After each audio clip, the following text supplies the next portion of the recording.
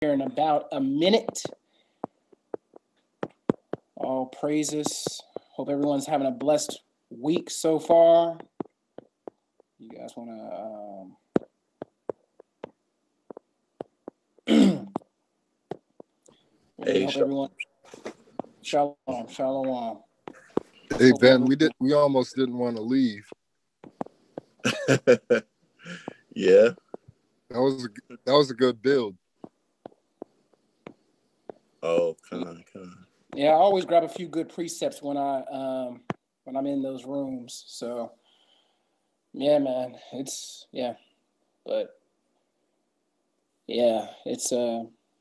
unfortunate that we have some of those people who just have to save the other nations without securing Israel first, or making sure Israel gets out of the situation where we're in. But, he that has an ear, let him hear. So thank you guys for coming in for tonight. Invite your friends into the room. This is episode 6. This is a continuation of the bug out bags, and then we're going to go into some vital skills. Reason why I wanted to do... go ahead. No, I was just telling them to ping as many people as you can into the room. This is very important. The 6th installment,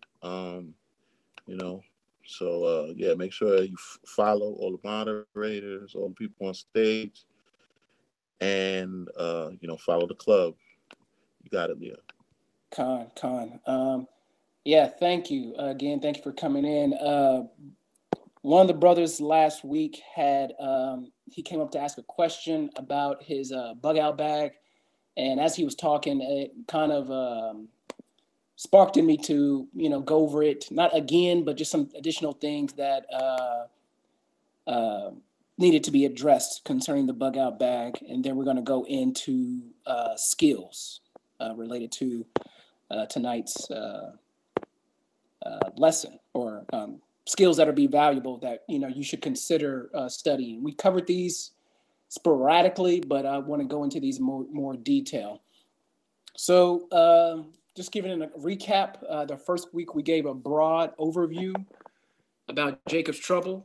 What is it? What does the Bible say? We went over some scriptures to bolster your faith.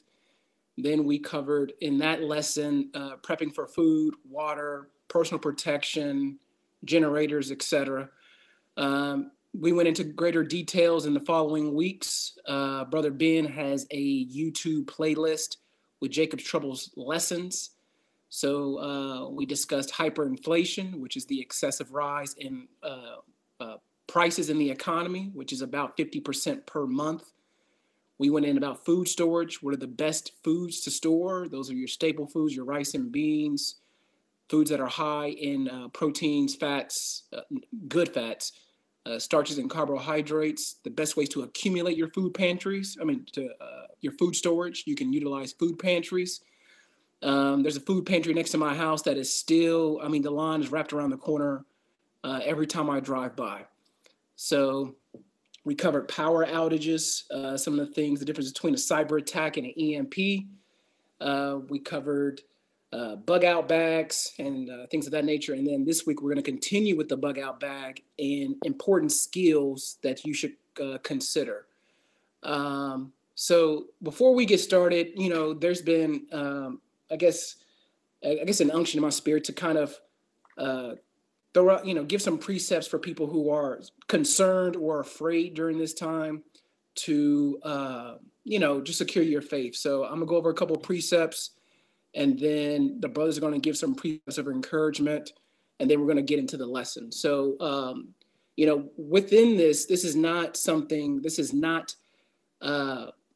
not teaching this to say, because the Most High is not going to save us. No, we're teaching this because there's lots of spiritual principles that we covered in past lessons that say we should be prepared while having faith and being secure in Yahweh and Yahweh Shai. So this is the first one. First one I want to cover is Psalms 91. It's not that long. So this is the book of Psalms, chapter 91. He that dwells in the secret place of the Most High shall abide under the shadow of the Almighty. I will say of the Lord, he is my refuge and my fortress. My God, in him will I trust. Surely he shall deliver thee from the snare of the fowler and from the noisome pestilence. He shall cover thee with his feathers, and under his wings thou shalt trust. His truth shall be thy shield and buckler. Thou shalt not be afraid for terror by night, nor for the arrow that flieth by day, nor for the pestilence that walketh in darkness, nor for the destruction that wasteth at noonday. 1,000 shall fall at thy side, and 10,000 at thy right hand, but it shall not come nigh thee. Only with thine eyes thou shalt behold and see the reward of the wicked, because thou hast made the Lord, which is my refuge, even the Most High, thy habitation. Therefore shall no evil befall thee, neither any plague come nigh thy dwelling. He shall give his angels charge over thee to keep thee in all thy ways. They shall bear thee up in thy hands, lest thou dash thy foot against the stone. Thou shalt tread upon the lion and the adder. The young lion and the dragon thou shalt trample under feet. Because he has set his love upon me, therefore will I deliver him. I will set him on high, because he have known my name. He shall call upon me, and I will answer him. I will be with him in trouble. I will deliver him and honor him. With long life would I satisfy him and show him my salvation. Next, this is the book of Isaiah, chapter 41, verse 8. But thou, Israel, art my servant, Jacob, whom I have chosen, the seed of Abraham, my friend. Thou whom I taketh from the ends of the earth, and called thee from the chief of men, and said unto thee, Thou art my servant. I have chosen thee, cast thee not away. Fear thou not, for I am with thee. Be not dismayed, for I am thy God. I will strengthen thee. Yea, I will help thee. Yea, I will uphold thee with the right hand of my righteousness. Behold, all they that were incensed against thee shall be ashamed and confounded. They shall be as nothing, and they that strive with thee shall perish. Thou shalt seek them, and shalt not find them. Even them that contend with thee, they that war against thee shall be as nothing and as a thing of naught. For I, the Lord thy God, will hold thy right hand unto thee, saying, Fear not, I will help thee. Brother Mike, Brother King Ben, you want to add some precepts? Or you want me to go ahead and get started? No, Con, I got a couple. Okay. All right. I wanted to cover Psalms 9 and 9. Just for encouragement. Psalms 9 and 9. The Lord also will be a refuge for the oppressed and a refuge in times of trouble. So we do have to set our minds on the fact that as the oppressed people, the Lord will be our refuge in these times. The next precept I did want to touch on is Psalms 28, verses 6 through 7. All right, and that says, Blessed be the Lord, because he hath heard the voice of my supplications.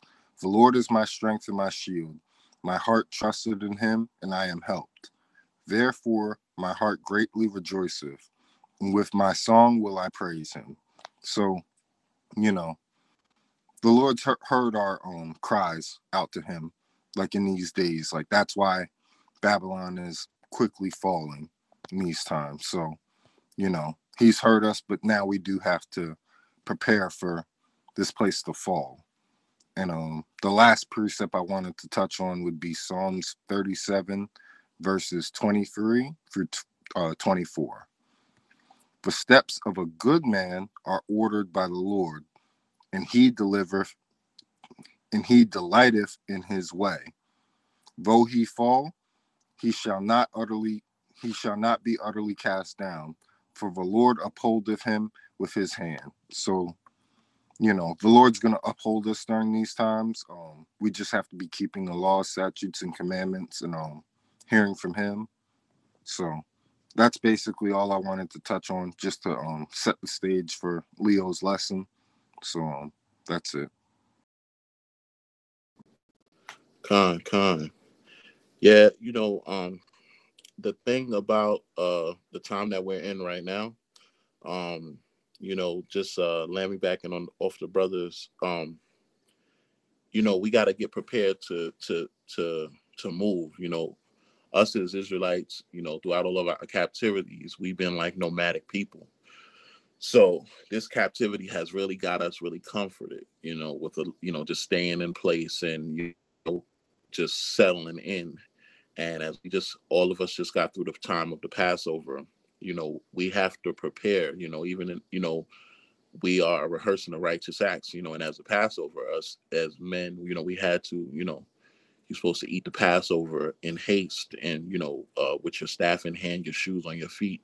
So we have to always be in preparation to get up out of here. That's what we're praying for every day. We praying for the destruction of this kingdom and, for our people to be, loosened. So that, as we are praying for these things and rehearsing the righteous acts, we waiting for the Most High to crack the sky open every day. So, just as, to relate to the,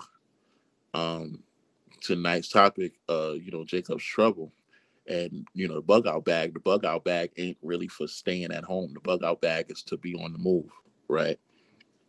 So, that just, that, always keeps me in mind of, this is 2nd Ezra 16 and verse 40. It says, "Oh, my people, hear my word, make you ready for thy battle.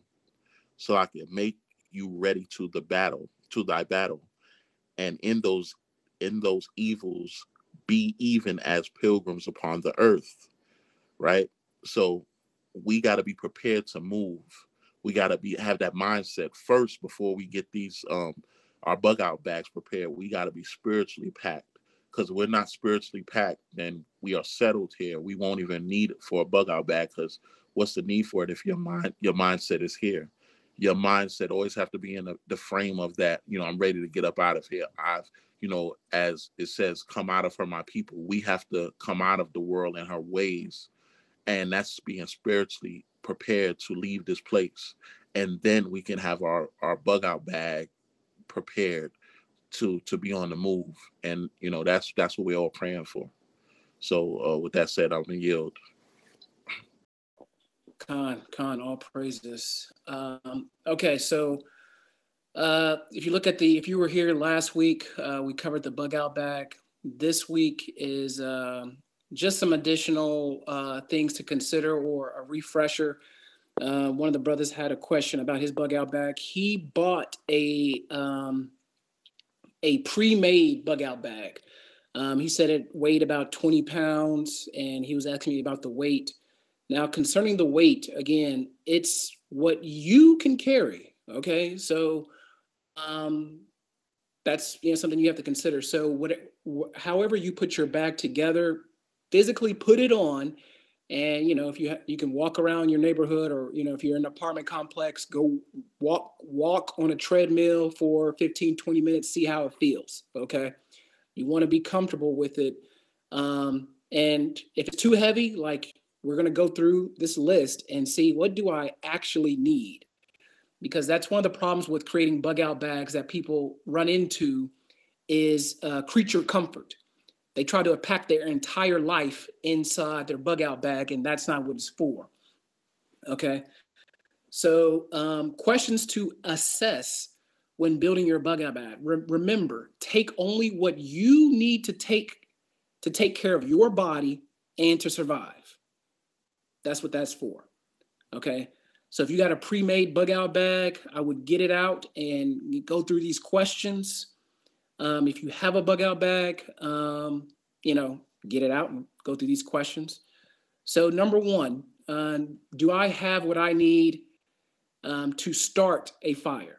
Now, notice I said start because versus make a fire, because some people, when I say make a fire, they're thinking, yeah, I got lighter fluid and matches, and yeah, that may be. I mean, that may be something you have in there, but do you have the tools needed to start a fire? Okay, so do you have the tools needed to break the branches, to gather the sticks, to start the tinder, and slowly build your fire? So in your bug out bag, ask yourself, Can I start a fire?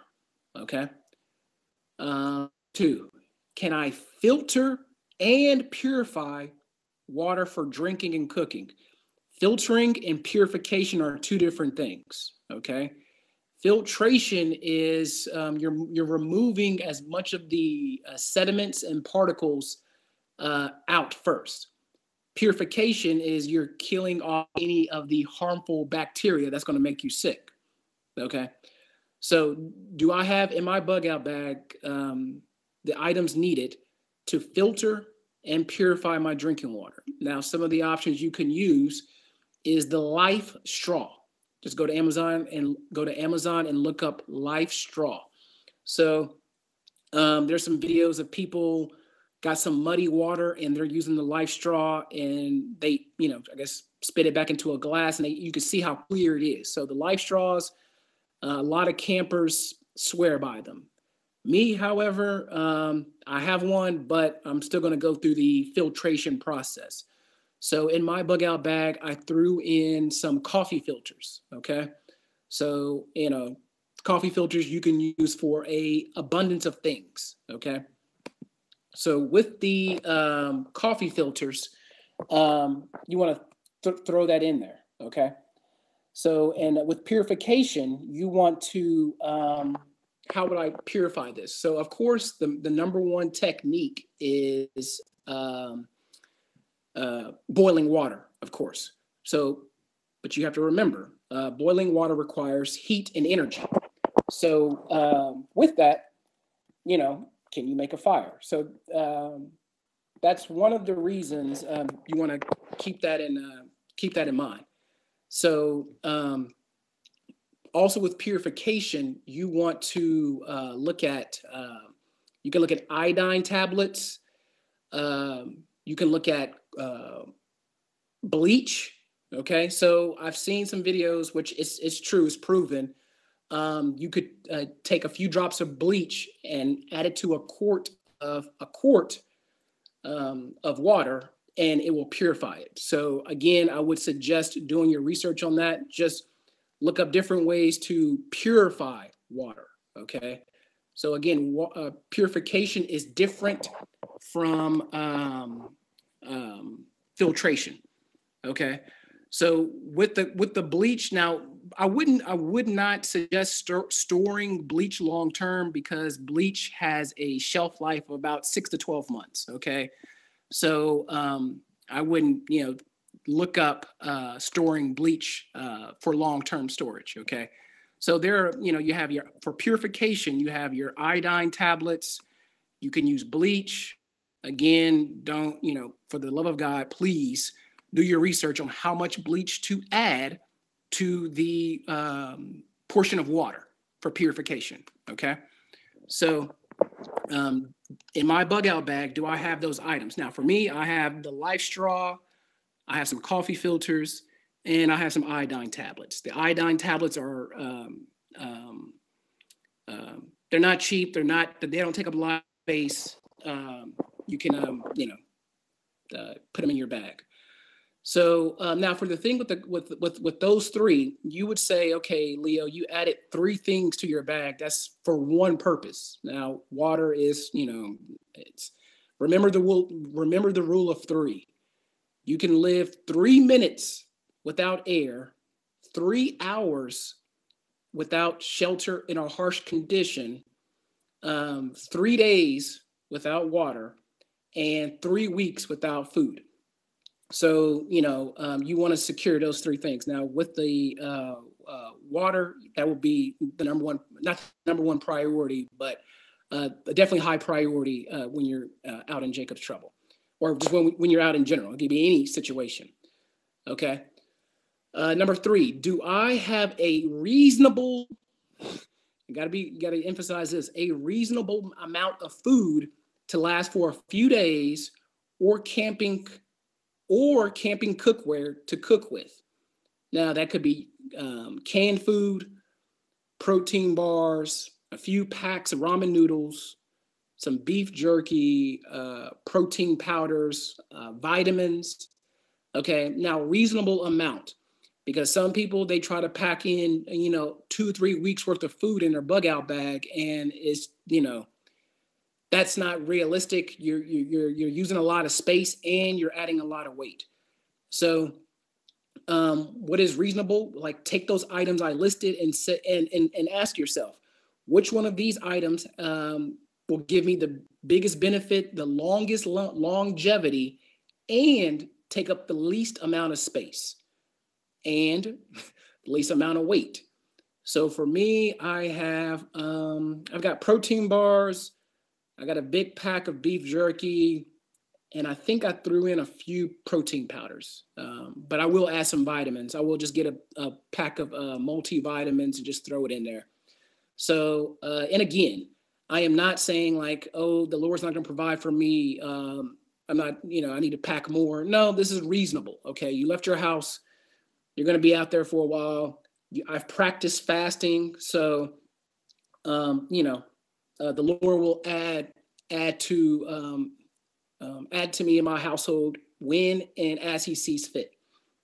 Okay, so another question you need to ask yourself in your bug out bag is, can I make a shelter if need be, and can I keep warm? So the thing is, do you have the tools or necessities in your bug out bag to make a shelter? Now, I would suggest, for me, or I would suggest for priority would be, of course, find a enclosed shelter, an abandoned house, an abandoned school, an abandoned building, because that's, it's way safer. However, we don't know where we're going to be. We're going to be in the woods, in the wilderness. We don't, it's a million and one ways to look at that. So if I cannot secure a shelter, a building, do I have in my bug out bag to make a shelter? So if you got a pre-made bug out bag and the answer is yes, then you're fine. So again, I bought a tarp and I bought some paracord, and I looked up, I researched a bunch of videos on how to make a shelter. Okay. So, and do I have what I need to keep warm? And again, last week we covered insulating that ground. So it doesn't matter even if it's summertime, unless the ground is burning hot, it's going to suck out your body heat. So you want to have some insulation between you and the ground.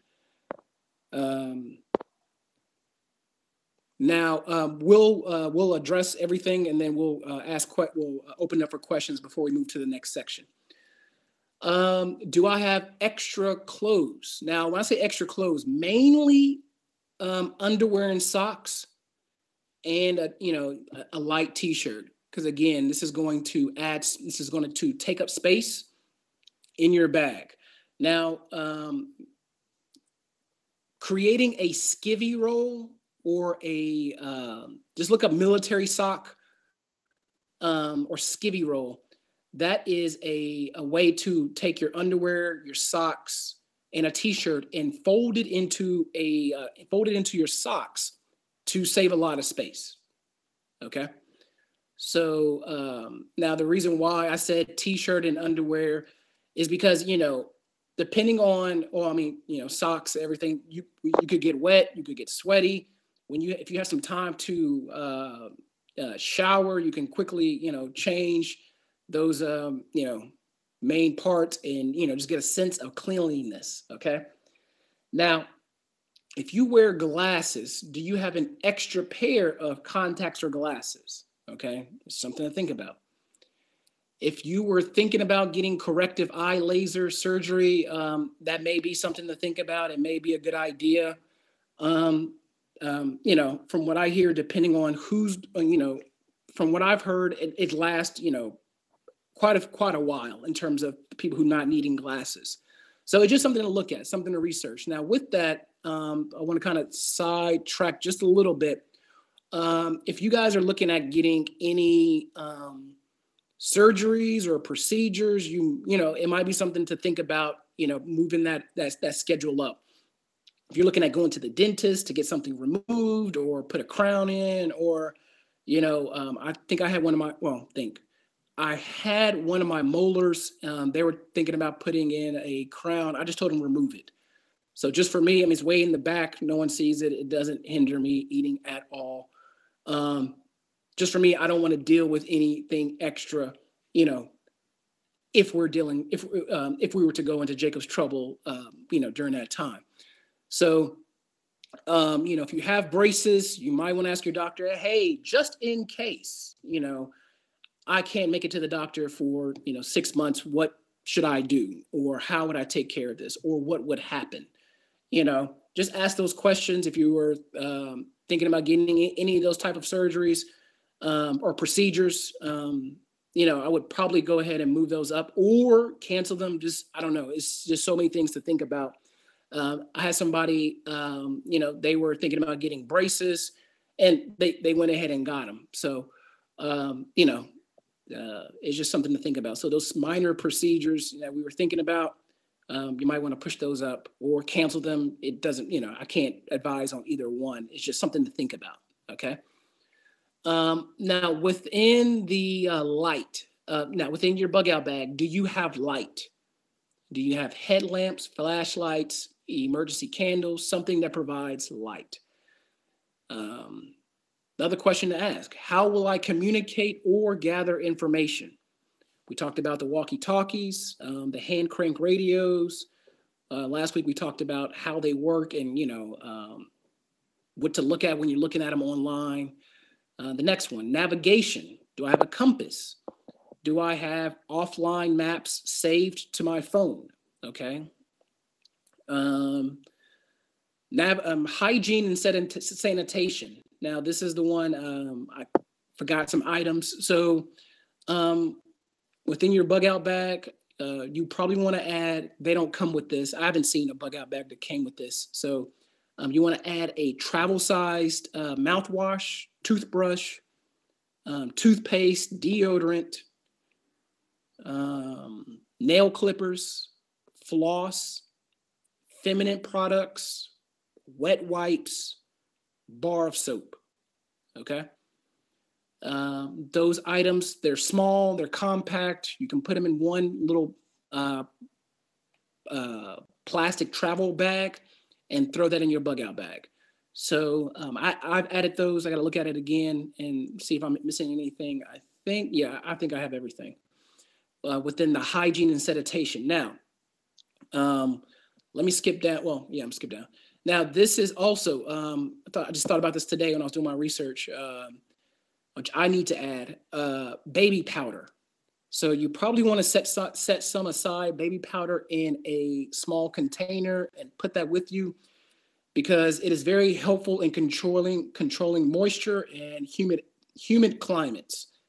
Dampness against your body when combined with the lack of airflow and heat will turn into a breeding ground for fungus, bacteria, and more. Think about under your arms, crotch, feet. Powder combined with rotation of clothes will go a long way to keeping you rash and rot free. So here in Houston, goodness gracious, it is extremely humid. I mean, humidity is about 80 or 90%. It's terrible. So, if we're out in Jacob's trouble, I'm not moving during the day. It's gonna be just too high unless I absolutely have to. But humidity and it's a very huge problem here. So if you're in a more humid climate, you might want to think about that, and that's why you want to have a rotation of dry clothes to get rid of that. Those rashes and, just that icky feeling. So now keep this in mind. It's called Jacob's trouble for a reason. Jacob will be troubled. So you can't say, "Oh Lord, I'm too hot. I'm humid. I just got too much itching going on. What is this?" No, you're gonna feel uncomfortable. It's part of it. But when you get a little time to take care of that, you want to have the items in your bag necessary to take care of that, So If it's your time to sleep and it's someone else's time to stay watch, I would take this time to get cleaned, okay, quickly. Now you're not gonna. And now again, realizing you're not gonna have the ability to take. I mean, we discussed it with we discussed this with power outages. You're not gonna have, and just Jacob's trouble in general. You're not gonna have the luxury of taking, 2 showers a day if you take 2 showers a day. Letting the water run for 5 minutes until hot water comes, and you can get in the shower for a 20-minute shower and think about your day as you get clean. That's not realistic. It's not going to happen. So whatever you could do to get clean with your wet wipes and your baby powder and your dry clothes, do it quickly, and you gotta move. So, because that's the thing, you don't want to be, doing all of that while, bullets are flying, or, your neighbor's getting their door kicked in next door. So take care of what you got to take care of and do it quickly. Now, does my bug out bag have tools? That's your pocket knife, your multi-tool, folding shovel, folding saw, etc. That bug out bag, not that bug out bag, that little, I'm going to change my profile pic. Give me 1 sec. This little kit that I posted last week is a good kit. It's not bad. It's not perfect. This is not the top of the line items, but it is something that will get you started. Brother Ben posted a multi-tool. That's exactly what it is. It's like a Swiss Army knife, but more for just more tools. You can look at mine. This little kit. You can get one of those. Just look emergency first aid kit, not first aid kits, survival kits, and it has like a good array of everything. So they're small. They're not the best, but they're good for what you need. Does my bug out bag have self-defense or hunting and fishing tools? So does that have it? Now, self-defense, again, we talked about that at length in the past lessons. You get what you need. For the love of goodness sake, please get something per the scriptures. That is, your neighbors will not. King Ben read that last week.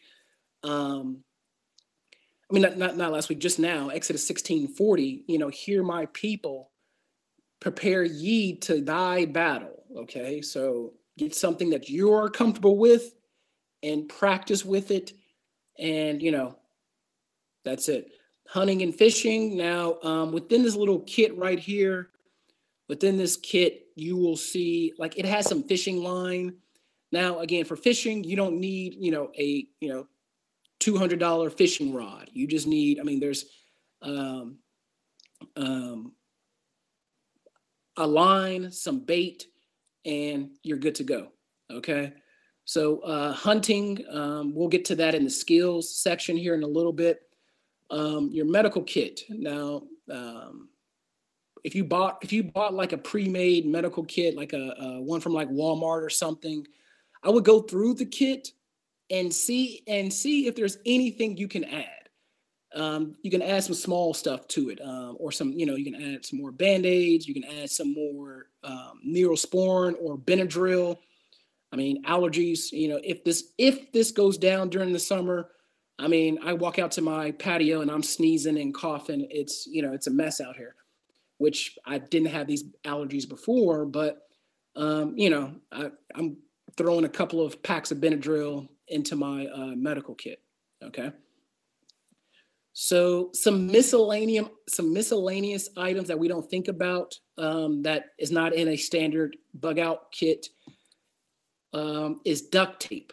Duct tape, it has lots of uses. You can tie down stuff. You can make a sling for your arm. You can patch up shoes. You can patch up clothes.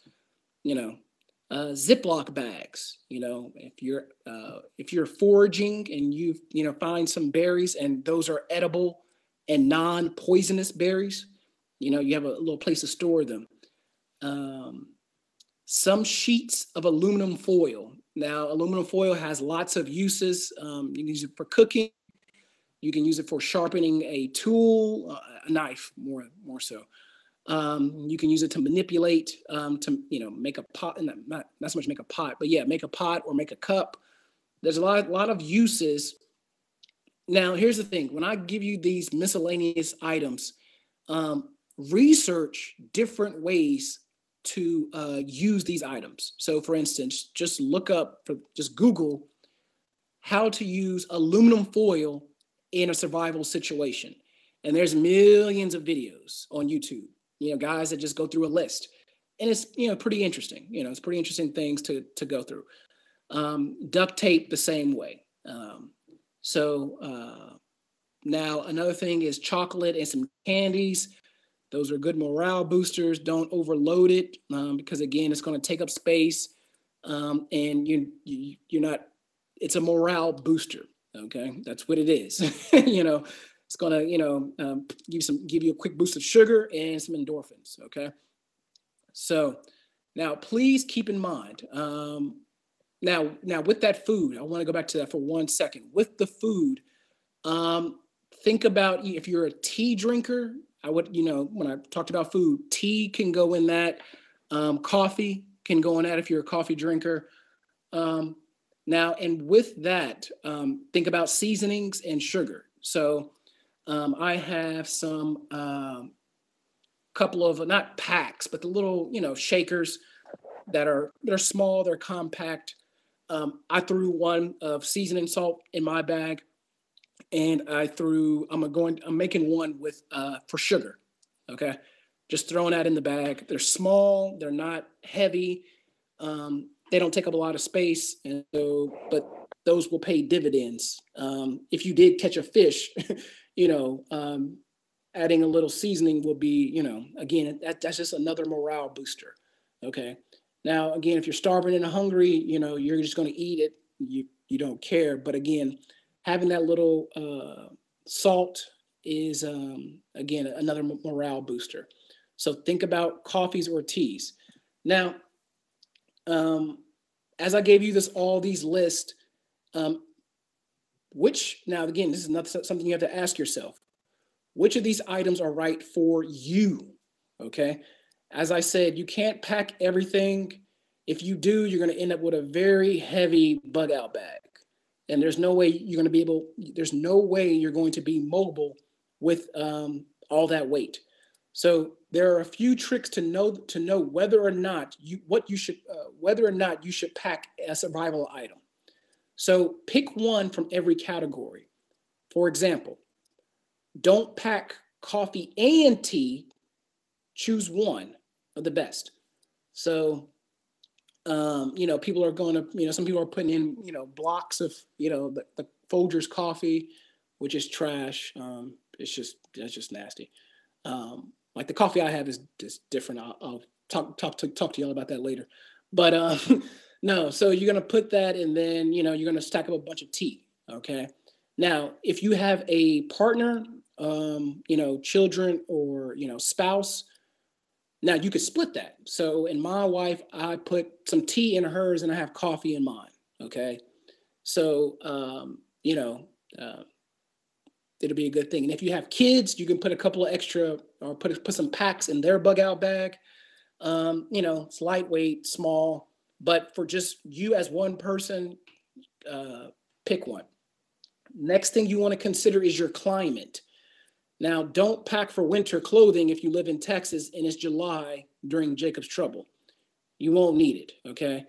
And now for me personally, I change my bag every winter and every summer. So I just got finished changing it, that we're comfortably out of the winter. Hopefully, who knows? So for my winter bag, I added some,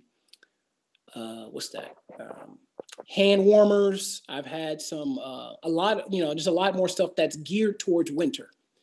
And then once we get into winter, which here in Houston is probably November, but when I see the consensus of the United States is in winter time, I add those things back into the bag. So, and going into your bug out bag periodically is a good idea, so you can remember what's in it.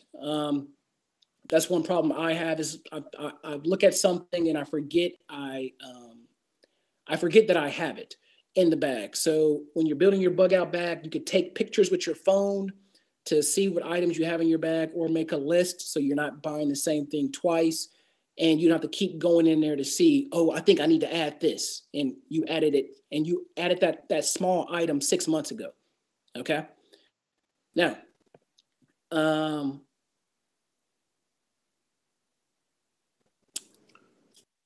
want to be. Salaki, Oh, go ahead. Salaki, yeah, just on your point, I brought that up today, talking to people. That I'm glad you brought that out, of just like you said, checking on the bag, because you set up the bag, and let's just say you set it up in like what 2018 or something like that, and you have it, and you go in there and you don't fit that same underwear. You know what I'm saying? You're like you're like 3 sizes, the gut kind of increased, or whatever the case is, or just check on your bag so that you have something in there that's suitable. Even if you have like boots in there, your feet may have spread or something like that, so adjust it. The stuff in there might be dusty. Empty the bag out, clean the bag, and see if anything got in there, any moisture, anything. And every you should be doing this, like I would adjust mine. I do it like at least I do mine every at least every other month, and check in there just to to check it out and take things out. And even the underwear, see if the stuff is in there still good or sizable, and then renew it as well. But others may want to adjust theirs more periodically than even I do. But that was a great. Con, all praises. Now, this is the most important thing about your bug out bag. Do you know how to use this item? Whatever the item is in your bag, do you know how to use it? For instance, you may want to skip on packing fishing hooks if you don't know how, or you don't care to learn to fish. Okay. You may have the thought, well, I could run into a brother who does know how to fish, and I could give him my hooks, and that could be a good idea. But I wouldn't do that at the expense of taking up more important space and items that you're going to use. Okay, so get comfortable with the items. You don't have to use them every day, but just get comfortable with them. See how they work. You don't have to use them. You don't have to be a perfectionist or an expert with them, but learn how to use them. I mean, the last time I went fishing I can't remember the last time I went fishing. It's been that long, but I know how to fish. Now fishing with a fishing rod and then fishing in a survival situation is going to be different. You're going to have to be patient. And it's just, that's the same thing with fishing in general. But when I say patient, is fishing now is different, and same thing with hunting. This is something that well, let me pause that right there, because that's going to go into the next section. So before I move into the next section, does anyone have any questions about what I covered so far? Okay. I see a hand, Brother Tico. Come on up.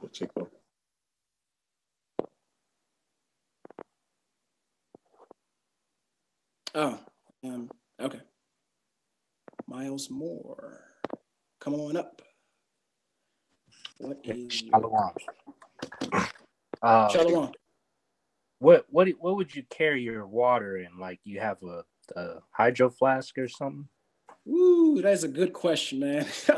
And I think that's down the list somewhere. That is a great question. Now, what I did was I bought a empty water quart. Now, this is what I thought. Well, let me go ahead and fill up with water now. So if I have to leave in an emergency, I can go ahead and have it. Now, when I did that, that added a lot of weight to my bag. It's heavy. So I just emptied it out, and I'm just carrying it empty. I also bought some plastic water bottles that roll up. You can roll them up, and you can or unroll them and fill with water. That's a good option because it's light. It's just a plastic. It's like a plastic bag that has a nozzle. So yeah, you could get a small flask if you want to keep it empty. But just if you want to fill it up with water, just know or get familiar with the fact that that's going to add weight to you. Make sense? Con. Okay. Sister Rain, question? Yeah, I was curious. What's the average weight of you guys' pack? Mine is probably I haven't done an official weight, but just estimating. I mean, it was pretty heavy, so I would say about 50 or 60. But I slimmed out a lot of stuff. I just said, like I just had to slim it down because that's just not realistic. So it's probably around 30, 35 maybe. No, it's because I have 60 liters. So that was the old one. It's probably closer to 40. But for mine, again, now my wife's is definitely a lot slimmer. Hers is closer to, 15, maybe 20. So hers is very light. I mean, because I have a lot of the I guess more of the tools and things to make a shelter, fire, stuff like that. She has some of the food, her feminine stuff, some clothes. So hers is a lot lighter. So again, if it's two of you, there's no reason for her to also pack a tarp if I already have one. We might get split up, but Lord willing, we won't. But as working as a unit together, we shared some of that weight responsibilities. Yeah, Con, and mine is around, I would say around 50, and that's separate from, I do have a military tarp. That's, I want to say that is around, that's a good another 10 to 25 pounds. I actually have one that actually binds together, so that as well. So I have several things that could add up to well over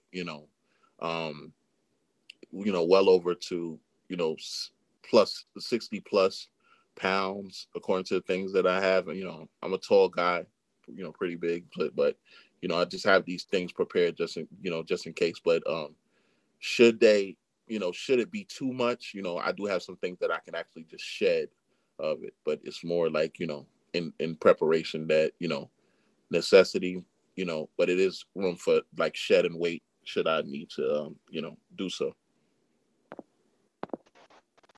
Thank you. And then I want to know your thoughts on maybe, I don't know if if it would be useful, but when I've gone like backpacking in the past, we've had like what are they called? Basically where you put anything that smells or anything that's food, you put it in there so it doesn't attract animals while you're sleeping. Do you folks see that as like beneficial for your bag? I would if it doesn't take up space or weight. But yeah, I'm familiar with some of those techniques. Some people, they create a ridge or to kind of like put their food in a tree, so animals don't get it or whatever. That is, if you put it in something, I would just make sure that it's not costing or taking up a lot of space, because space in your bag is luxury. That is prime. That is downtown penthouse suite real estate is your bug out bag. Because again, once you leave your house, whenever the Lord says, you're not coming back. So, and whatever else you need, you're probably going to pick it up along the way. So, I wouldn't be too much worried about that because I mean, for some people, they live in very urban areas. So, a bear coming into, Brooklyn to, sniff for food is possible. I mean, God knows this place, everything's possible, but that would be a lesser concern versus someone who lives more in a more mountainous and a rural area. Make sense? Yeah, thank you. Con. We're gonna, if you don't have any more questions, we're gonna move you back down to the audience. Now, with the, before I do that, or we do that, now with the space or with the weight, don't be concerned with, hey, my bag only weighs 20 and Ben's is talking about 60. What am I missing? What am I missing? No, no, no, no. Go through the questions and go through, just type in bug out bag list and go through and say, what do I need to again, take care of my body and to survive?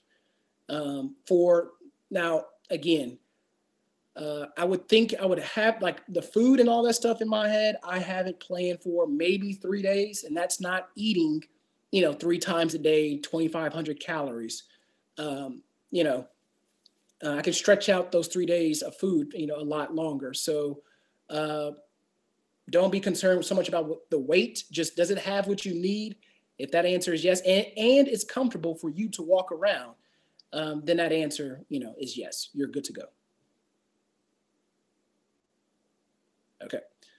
So we're going to move you guys back down, and we're going to go down to the next section. Please raise your hand. And go ahead. No, I don't mean to interrupt, but just, also just on that point, men are going to account for a lot of different things than women account for. As you know, with us guys, we're going to be carrying things like ammo. We're going to be carrying a lot of different things. I have a vest that, can carry a lot of ammo in there, as well as, radios and things like that. So that's space that will not be taken up in your bag for certain things. So, it's just according to what you need and what you're going to carry. And it also depends on who you're with, like what company you're with, amount of what things you're going to carry. So, definitely if you're with a husband or a man, he's going to carry more of the weighty items. So you can account for something different, That's all I really. No, that's definitely a good point. So, and then with this bag, you want to think about bug out bags for children. If you have kids, clean clothes, diapers, wipes, you can throw that in their bag. So, that helps distribute the space and multiply some of the more important items. So that's something to think about. Now we're going to go into the next section about important skills. Now this was a continuation from what I was talking about before I stopped about the fishing. The number one skill that will be highly valuable during this time is hunting and fishing. Please do not underestimate how difficult this task is. Now, you may say to yourself, oh, I've been hunting 1,000 times, I've been fishing 1,000 times, and I'm pretty good at it. And that may be true. But hunting and fishing, while, now is completely different hunting and fishing during Jacob's trouble. When we go hunting and fishing, my cousin, he's a hunter, he goes hunting a lot, and there's sometimes he doesn't catch anything. And so when he doesn't catch anything, he just gets in his car and goes home. Now, having that luxury in the back of your head, like, hey, I've been out here for 3 days and I haven't caught anything. Now, during that time, he's camping, he's eating, he's drinking his beer, he's calling us, whatever. Having that comfort in the back of your head, like, I'm about to go home, I'm tired of this.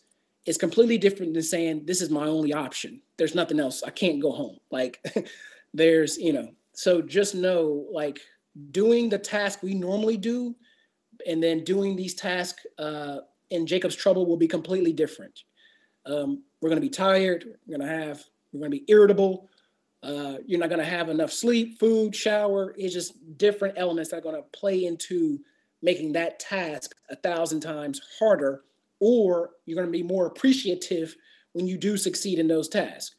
So do not underestimate that, the seriousness of that. And with that, animals are going to get smart. They're going to see humans leaving the city in packs. And then, you might have prime fishing ground or a prime hunting ground that you always go to, but somehow you get there and there's 10 families there fishing in the same hole. Okay. Now, this is going to raise some problems. You go fishing and, you grab a fish and everyone's like, oh, okay, well, he's getting some bites. Okay, so that may be an encouragement to them. However, you keep, getting fish, that's going to become a problem because someone's going to say, hey, wait a minute, buddy, I've been here out all day and I haven't caught anything. You need to share. It's going to be a problem. So, or it may not be a problem, however you address that situation. So again, it's just, those are valuable skills. If you want to learn, I would suggest learning. If you want to brush up, I would suggest brushing up. Foraging, okay? Foraging that's definitely number 2. Knowing which foods are edible and which foods are not is a viable skill. If you pull to refresh, there's a video on YouTube. This guy does an excellent video of identifying which foods are edible and which foods are not. And not just knowing which foods are good, which foods are not, he also shows you how to harvest and prepare them, okay? So, for instance, you could take pine needles and make a tea. That's a high, has a high vitamin C content, et cetera, et cetera. The next skill will be gardening and farming, okay? Now, this skill takes practice. You can start a small garden if you have an apartment or a small space. You can use grow bags. Just go to Amazon, type in grow bags, 5-gallon, 10-gallon grow bags. You can do it with some grow lights and soil, okay? Now, here's the thing that people need to have some, realistic expectations about. Now, gardening sounds romantic. You're growing your own food to survive the apocalypse, but I am here to tell you now, it takes practice and it takes a lot of trial and error. Now, that garden should be supplemental to your food storage, not your main source. Okay? I'm going to say that again. That garden that you're going to grow or you are growing, it should be supplemental to your food storage, not your main source. Okay? Unless you've been growing for years, you're producing crops that last, you're a farmer, whatever, that may be the exception. Like my garden is my main source, okay? Now, I've had some very successful growing seasons. I've had some that were a joke, but I learned a lot from the bad seasons. When I talk about good and bad seasons, it's depending on the crops I was trying to grow. Some fruits and vegetables grow really good in Houston, some do not. So you have to research what grows best in your area and what season of the year to grow them. So the season of the year is just as important as to what to grow. I see some people growing beans and I'm looking at them like, I know they don't know and they're about to find out. Like, I'm thinking like, you're growing beans in April, like we're going into the summer. So beans are more of a winter crop, or they're growing lettuce. And they're about to find out, like, when that heat comes, that lettuce is going to bolt and is going to die. So my lettuce survived the winter storm. It loves the cold. So the more cold it gets, the better. It'll survive the summer, but it looks very like stressed and withered when during the day, and then at night it kind of gets revived. Strawberries here is a joke. I don't know why they keep selling at the stores, but we've tried multiple seasons to grow strawberries and it's just way too hot. If you're up north, Ohio, Michigan, those areas, perfect. Northwest, perfect. But down here, it's just bad. So again, you'll learn which ones to what grows the best. My main one I'm growing now that I've had the most success consistently is sweet potatoes. So, I mean, they love the heat. They can't get enough of it. I mean, it doesn't bother them one bit. So as long as I keep them watered, they grow and, it's just nonstop. So in my area, for me personally, sweet potatoes are the easiest and they're I get a pretty good harvest every time. So I stayed away from potatoes because it required lots of fertilizer, lots of time, lots of water. And what I was getting back was not that great. So some people also say those are more winter, so that may have been my problem. But to say I'm going to start a garden and this will be my source for the apocalypse, that may be. I mean, the Lord may completely put His hand on your garden, and it may be exponentially. That may be it. I definitely wouldn't. I would never say don't have that mindset, but put it into practice too. Okay. Now, with that, if you're thinking about farming, raising animals is another skill that will be useful. If you're thinking about getting into it, I think it would be beneficial. Me and my wife, we were looking at starting raising chickens. I've seen some videos on how to do it in the city limits. You cannot have a rooster because they make a lot of noise. So, but you have to do research on which chickens are best and for what purpose. You're raising these chickens. Are you raising it for meat? Are you raising them just for eggs, or both? Okay. We were thinking about it, but our space is way too small. And the thing is, you do not need a lot of space, but because we already have our garden outside, it would be just too cramped to put in a hen house in the backyard. So, it's just another option. Now, cooking and canning. One of the important skills is learning how not to waste food. This is a skill of itself, especially in this country. This is a country of waste. So while, learning how to cook and learning how to make different types of dishes with the same food and same ingredients. So for instance, if you have tuna, tuna fish, you have tuna sandwich, could you fry that? Could you grill that? Could you mix it up? Just different things to think about in terms of cooking. Now I said canning or food preservation. Now you want to learn how to do this if/when the power goes out for your freezer. So you can use, barbecuing, smoking, dehydration. You could buy a dehydrator on Amazon for about $30. A dehydrator basically just dries out the food, dries out the fruits, and dries out the meats to make jerky. So one of my friends, he made, he took some bananas. He had a dehydrator. He just sliced up some bananas and he let it dehydrate for about 3 days. And it was good. I mean, it's a banana. It's just, all the moisture and everything is sucked out of it. So the texture was like beef jerky, but it was a banana.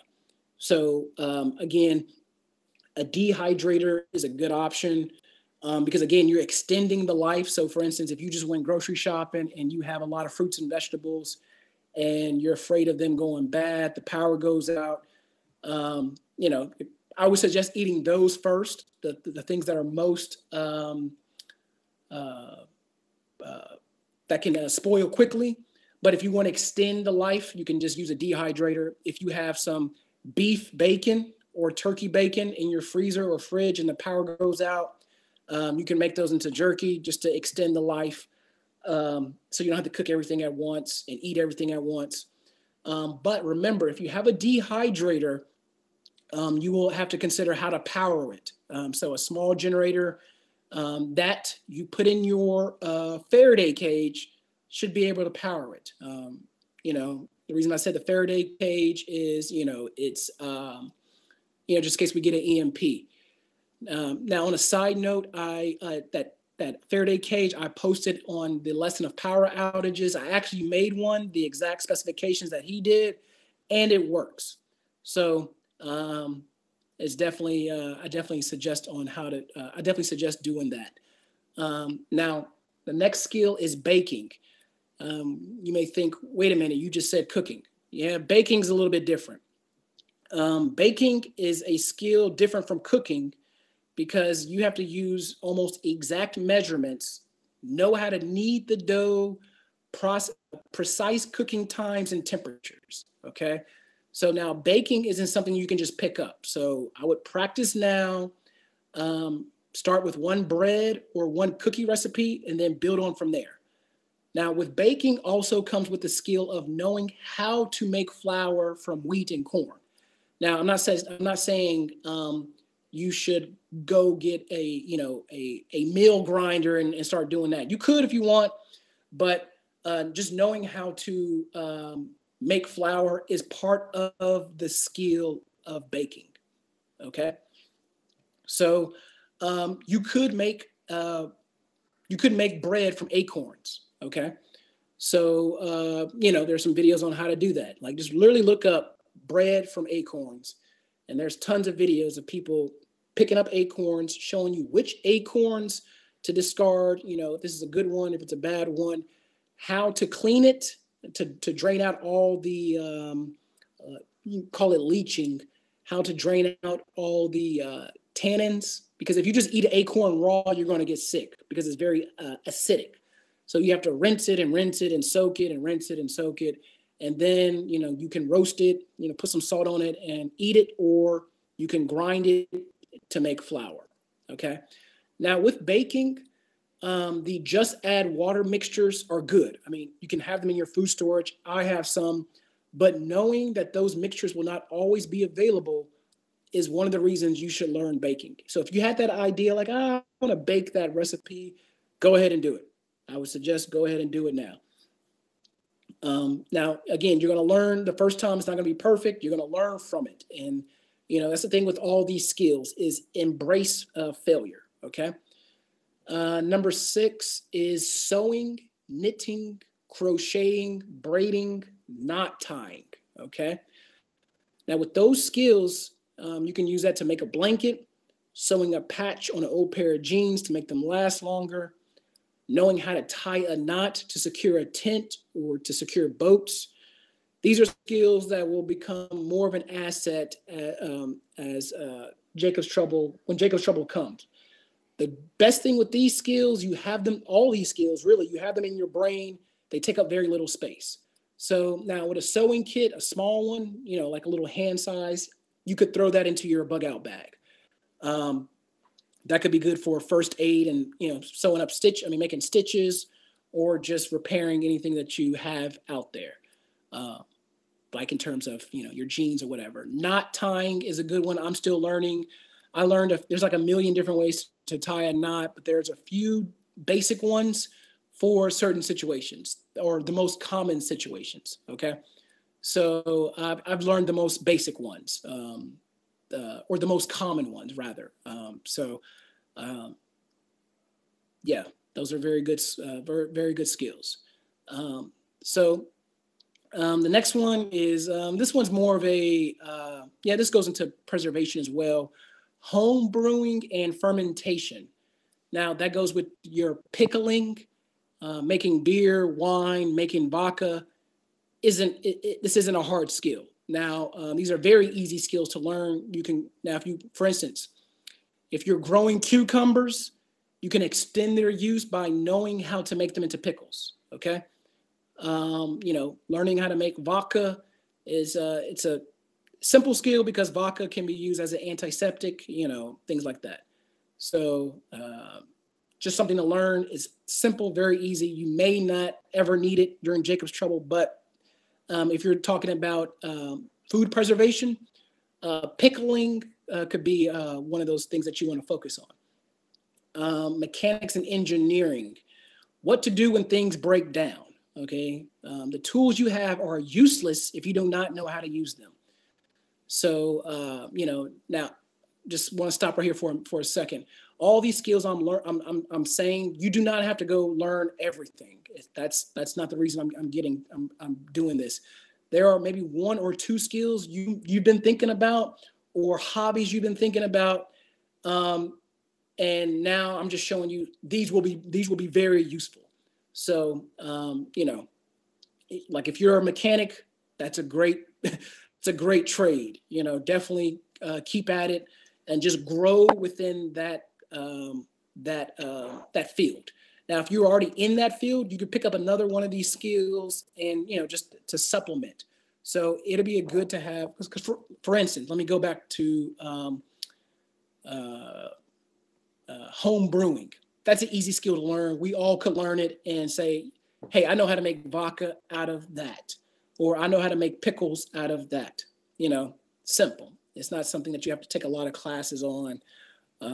But yeah. So the next one will be medical science, first aid, CPR, CERT. Now, we talked about this stuff in past lessons. If you are currently getting training, all praises. If you are thinking about it, I would go ahead and pray about it first and then start learning these skills. So if you're thinking about being a nurse, an EMT, things like that, it's a good career field to get in. It's a career that you could get into and a skill that will be very helpful during this time. Okay.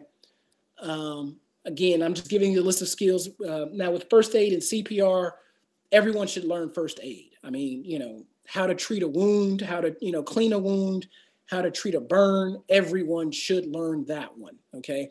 CPR, there's tons of videos on YouTube on how to do CPR, how to check the airways. Those are basic skills that we all should learn. Okay. So now when you start going into EMT and CERT and, nursing and, those are, more advanced, but the basics, first aid, everyone should learn that. CPR, everyone should learn that. The next one is child care, natal and postnatal. Now this will be a huge in-demand skill. A lot of parents do not know what they're doing now, and even more parents will not know what to do when Jacob's trouble hits, okay? So, that's one thing I do think about. I do thank God about my wife for. No, she cannot break down the precepts like some sisters can, but I guarantee you put her in a room full of children, crying, screaming, running around, she will have order and they will be, laughing and having a good time. I mean, her gift with kids, it's amazing. Like I've never seen anything like it. Like kids just gravitate toward her, babies gravitate toward her. A baby could be crying for 20 minutes from a parent, and the second my wife gets her, the baby stops. That will be a huge in-demand skill. I see it coming with someone with kids, and they don't know how to handle it during Jacob's trouble. So if you're in that field, keep growing within it. You can supplement that. I know if you're working at a daycare, they require you to get CPR certified. So you're supplementing that skill or you're adding to that skill. So, and the thing is, if you're a single brother, if you're a single parent and, you got kids during Jacob's trouble, having someone around who knows how to take care of your kid while you're keeping watch and just doing the things that the man of the Lord, the watchman have to be doing. I mean, that's a huge burden that you're not thinking about because someone in your group has this skill of child care. I think it's a gift more than a skill. I mean, some people are just gifted. Some people just do it as a job, but people who are can get order in a room full of crying, yelling, bad kids and, not only get order, but get them everyone on the same page is, that's definitely a rare gift that, our people need.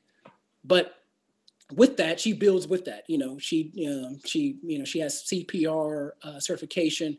So I would highly recommend if you're thinking about, if you need a job, I would look into childcare, but knowing that, because it is a skill, but if you don't like kids and, it just drives you crazy, go in there with the right heart because you're not going to benefit the children or the daycare or yourself. So I know some people do it just for the sake of having a job, and I get it. You got to do what you got to do. If you're one of those people, then man, make the best of it. So the next one is bushcraft. Now, bushcraft, we talked about this last week, but just kind of giving you what is bushcraft. This is kind of a combination of everything we've covered tonight. So bushcraft is the usage and practice of skills, acquiring and developing knowledge and understanding in order to survive and thrive in the natural environment. Okay, so I'm going to say that again. It is the usage, practice of skills, acquiring and developing knowledge and understanding in order to survive and thrive in the natural environment. So everything we covered tonight with the bug out bags, with your tools, with the fishing, with the hunting, with the making of the shelter, with CPR, with water filtration and purification, with first aid, all of that is in the realm of bushcrafting. Okay, now foraging, hunting, fishing, all of that is under the umbrella of bushcraft, natural navigation, not Google Maps or Waze.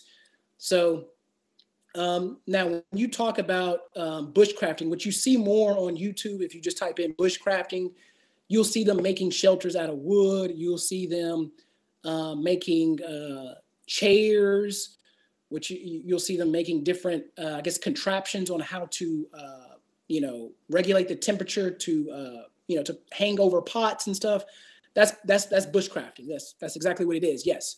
But someone who has those skills also knows how to navigate in the woods. They know how to fish. They know how to hunt. And they're actively developing that knowledge. So, if you can't always go camping, if you can't always go, hunting and fishing, just while you're here, in your house, learn those skills. You can learn knot tying. You can still learn which plants are beneficial. You can still learn how to process meat with fish. That's one thing I see when people, go fishing, they just cook the whole fish. Like, bro, I know you're not going to eat the fish head, and I know you do not like bones in your fish. So just go ahead and fillet it and remove the bones. I mean, so that's a skill, So when I say bushcrafting, if you look up bushcrafting on YouTube, yes, you'll see the manipulation of wood, which is a good skill. It's definitely a good skill, because for instance, I mean, let's go to the worst case scenario.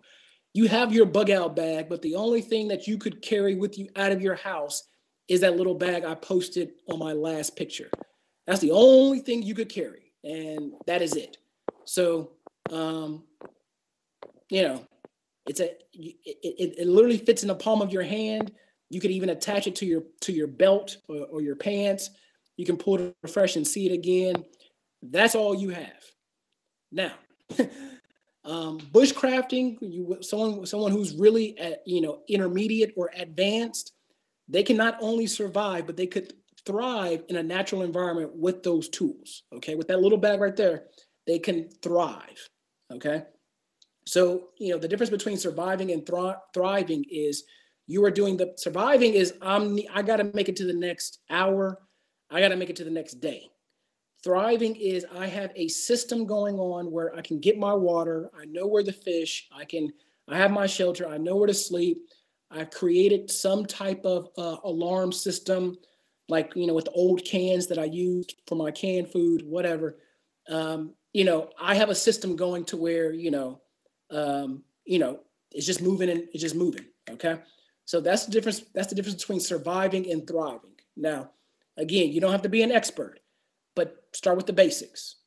If you're in a forest, which foods can you eat that will not kill you? Okay, I start with that because heaven forbid, that'd be the worst way to go. You survived all the zombies, you survived all the Edomites, you survived everything, but the thing that popped you was some berries that you ate. I mean, that's kind of ironic. I mean, it's kind of sad, but that's the thing that got you, not the zombies, not FEMA, not Esau, but berries.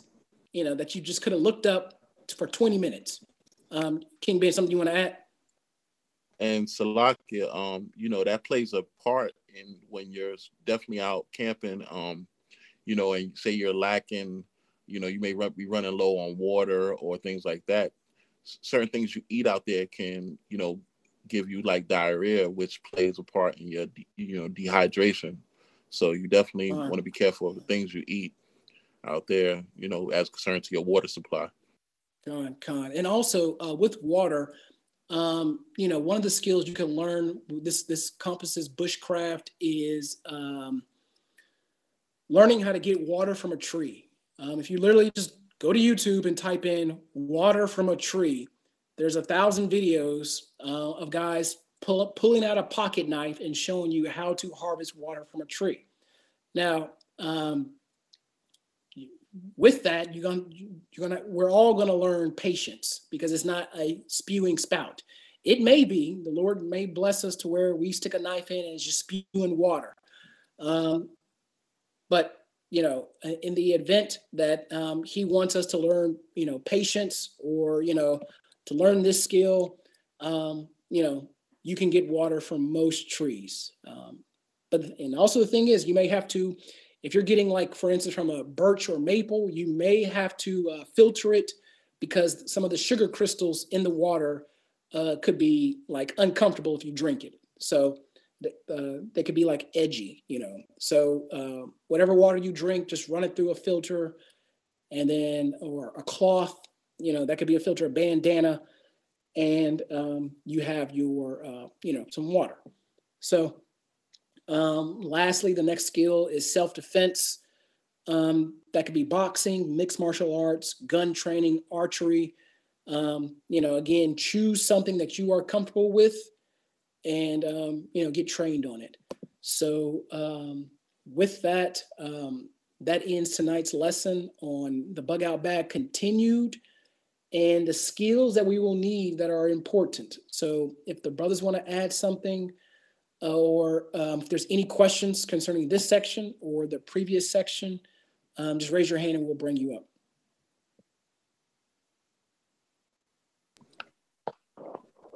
Cont, and that was something that we talked about earlier. Definitely, just regarding familiarizing yourself with any type of weapon or something that you may use, because a lot of us think that we can go buy it in the store and we be a pro at it right away. So you got to really learn muzzle control, trigger control. It's a lot of different things you have to learn with weapons, as far as like firearms, how to store them safely. You may have children around, storing your ammo, familiarizing yourself how to prepare to load it and unload it, take it apart and clean it, as well as using a knife. I know the quickest way people think with a knife is just to pull it out and stab with it, but you can be disarmed pretty easily according to the way that you use that knife. So swords as well, train with your item, get familiarized, like, Full Metal Jacket, this is your weapon. There's many like it, no one is like yours, things like that. Familiarize yourself with your arm of whatever you may use in that time, because, the only way to, you can't get ready in that time. You have to be prepared, to defend yourself and defend your family and anyone that is with you. But any questions, this is the time, anybody that got any questions about bug out bags, about, preparation, about things that you may want to, add or you may need. One of those things in my, that tool that I had, Leo, I don't know, I think my phone had died, but it has a few things on it, like as far as like what do they call it, a ferro rod. Right. So the ferro, yeah, I'm sorry, it's a lot. No, I'm just saying the ferro rod is, that's how you start a spark. I mean, that'll help you start a fire, but it's not going to produce a fire. It's going to produce a spark. So a pretty big spark, depending on, how many times you strike it. But learning how to use a ferro rod is part of, can I start a fire? So again, you look in your bug out bag, your pre-made one, or you bought a ferro rod and you have no idea how to use it. It's going to be very stressful when you need to use it in an outdoor situation. Now, again, also with fire making or starting a fire, there's some things you have to consider that we don't think about. It's just, pretty common. Is, do you know how to start a fire if it's really windy outside? Or do you know how to start a fire if it's raining outside? So, and there's some things like when it happens, you're like, oh my gosh, I didn't think about this. But, I would, again, you can look up a video, how to start a fire in the rain. And there's, quite a few videos on, they teach you, like, this is how you start a fire when it's raining. And they do it while it's raining outside. So and the ground is wet and everything like that. So just some things that to think about, because the thing is when we say start a fire or make a fire, we're thinking in our head the most perfect condition. The wind is not blowing. We have all the dry wood pre-cut. We have all the tinder ready, all the kindling ready, which there is a difference between tinder, kindling, and firewood. So knowing those difference is also part of do I know how to make a fire? So tinder, kindling, and firewood. Tinder, just real quick, just it's the thing that gets the initial fire going.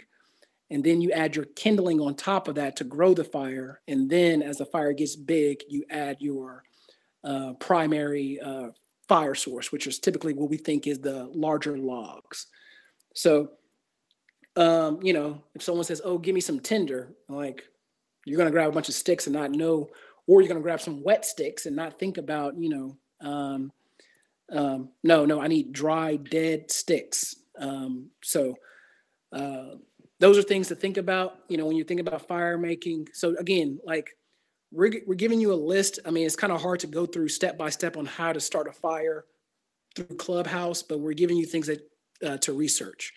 You have to be proactive in some of this stuff. I can't teach you baking on Clubhouse. I don't know how. I mean, I'm not that good at it, but there's a lot of things to do to get you started.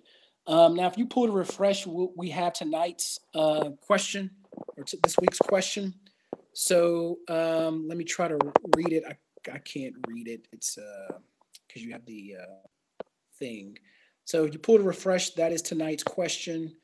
1 second. I could read it. I could read it for you if you want. Okay, go ahead. Yeah. Con. It reads, a nuclear World War III, Slovakia. Yeah, nuclear World War III has begun. It says your town of 200,000 could be a target at any moment's notice, and you work as a correctional officer at the local jail. Most of the staff has abandoned their post. You are the one of the few left. If it were up to you, what would you do about the inmates? Wow. And this is like, this hits home because I actually worked as a correctional officer in my town, and when we had a storm, so it actually hits home with this. So yeah. So does anyone want to tackle this question, or King Ben, you want to tackle it first?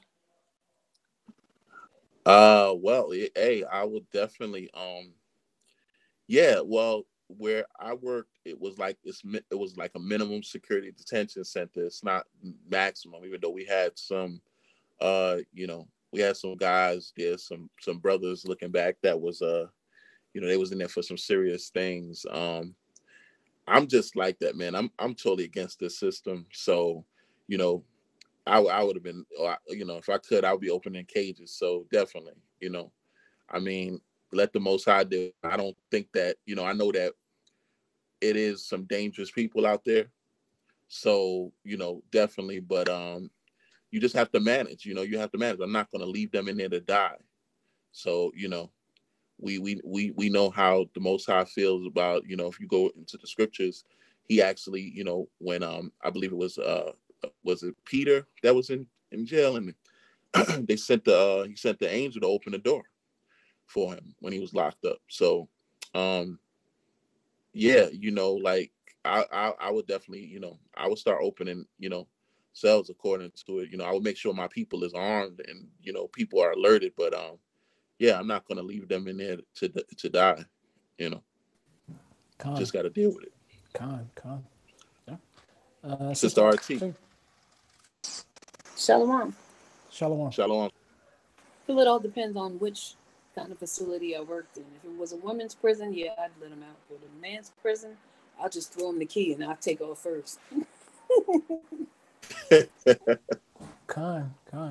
Yeah, I mean, it's I don't know. It's a question that we have to answer, and we may have to answer. It may not be this exact scenario, but a tough question that's morally conflicting. That something we have to think about. I mean, if it's a nuclear attack, I would think that the people would have sense enough to try to, hunker down together and make that a shelter rather than running out there. But, people don't think like that. But I would think that's what people would do at first. Con. Yeah, true. Yeah. It's go ahead. No, I was just saying you'd be surprised, what some people do in the panic.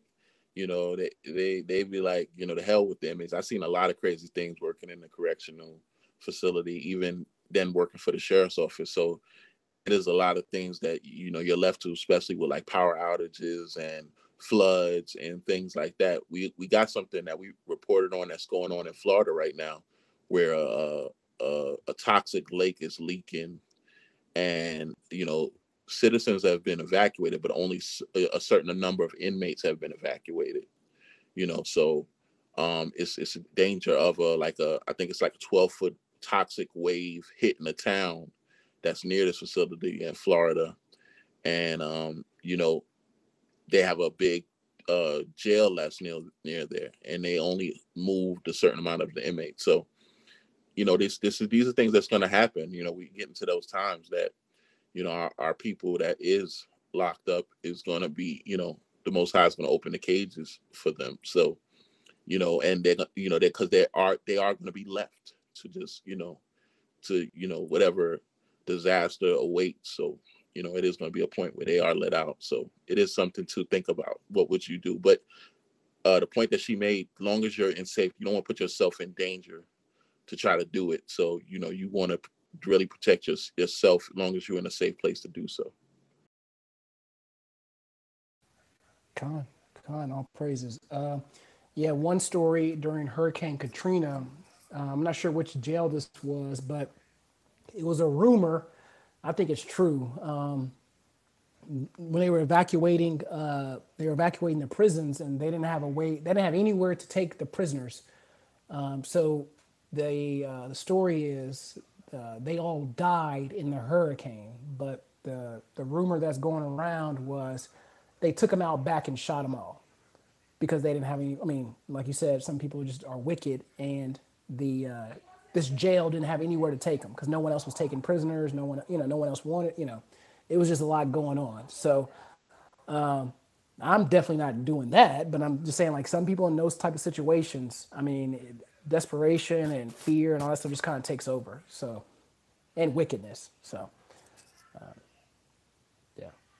Okay. But if there's nothing else for tonight, we're gonna get ready to close it out. We have our mid-morning brew tomorrow morning. Breaking down the news of current events and news that affects the children of Israel. So definitely want to tune in. That is 9 a.m. Central, 10 a.m. Eastern. So the next week, we're going to have another lesson on Jacob's trouble. I'm getting that ready now, and we'll have a posting of it soon. So if you're not a member of the club already, please click on that green house above our profiles. Become a member, nominate others to become a member. If this was beneficial, follow the moderators. I post often on Twitter mainly, and then Instagram. I also post just some survival tips and tactics and stuff like that, just things to think about. Follow the moderators. We follow each other. King Ben has a playlist on YouTube of Jacob's Trouble, these past lessons, and we're just going to keep adding to the list, Lord willing. So I don't have anything else tonight. Mike or King Ben, you want to add something? Yeah, I just want to say that. Yeah, thanks for everyone coming out. If y'all have any ideas or anything that you may want to discuss, you can, DM any one of us, Brother Leo, Brother Mike, just regarding, it's a lot of things that we did cover, but, everything hasn't been covered yet, and we will cover in the future. And, just hit us up. Let us know, any ideas that y'all want to talk about regarding, getting prepared for Jacob's trouble. This will be, a trouble like we have never experienced before, as we know scripturally. And, the victory favors the prepared. So, with our faith, we have to have works. So the works is what we're doing now by also keeping the commandments, but we have to, be, cognizant of the time that we are in. So that's what we're doing now, with everything that we do. And we're going to continue to push these lessons out. And we're going to bring you other lessons, regarding just preparedness and issues that affect us, So with that said, Brother Mike, Brother Leo don't have anything else. We'll see you in the morning. We pray that y'all have a blessed evening. We give all praises to Yahweh Bashem, Mashiach Yahweh Shai, and we want to say Shalom. Shalom. Shalom, family.